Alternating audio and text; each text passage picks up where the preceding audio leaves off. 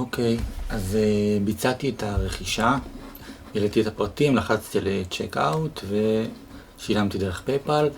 זה הדף שאנחנו מגיעים אליו, רואים פה בדיוק כמה זה עלה לי. אם אני רוצה עכשיו to access the control panel, שאנחנו מתחילים לעבוד, ובואו נעבוד עכשיו על התקנה של הוורדפרס. תלחצו פה על to access the control panel. log into your account. עוד אין לנו account לדעתי, רק רגע. אוקיי, מה שצריך לעשות פה למעשה, הרי עוד לא קבענו שם משתמש בסיסמה ל-iPage. כנסו למייל שלכם, צריך להיות, הגיע עכשיו מייל, גם אישור על הרכישה, והמייל הזה, המייל הכניסה הזה, הוא מייל חשוב, אני אפילו בדרך כלל מסמן בכוכב. בואו נראה באמת,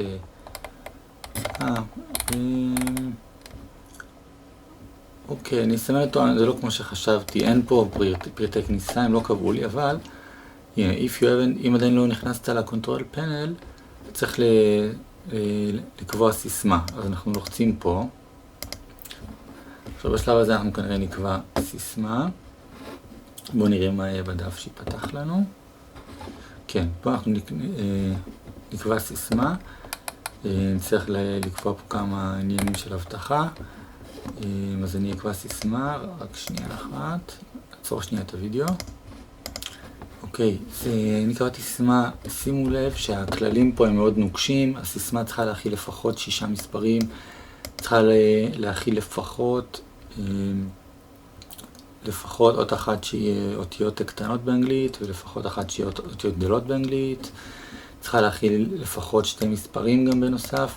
צריכה להכיל לפחות תו אחד כזה, מהתווים המיוחדים. אסור לה להכיל את שם המשתמש. ואסור לה להיות כמו סיסמאות קודמות, אם היה לכם פה סיסמה קודמת.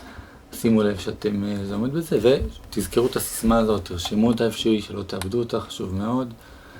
Security question, גם פה לענות על כל מיני שאלות הבטחה, שאם נצטרך לשחזר את הסיסמה. אוקיי. אוקיי, אז אחרי שקבענו סיסמה ושאלת הבטחה, אפשר לענות פה על השאלות האלה, לא חובה.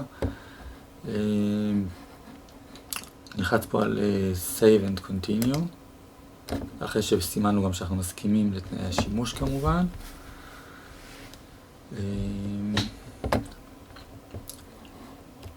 אוקיי, יש פה דעת Welcome, כרגע לא מעניין אותי. מה שאנחנו רוצים כרגע זה להתקין את וורדפרס על הדומיין שלנו.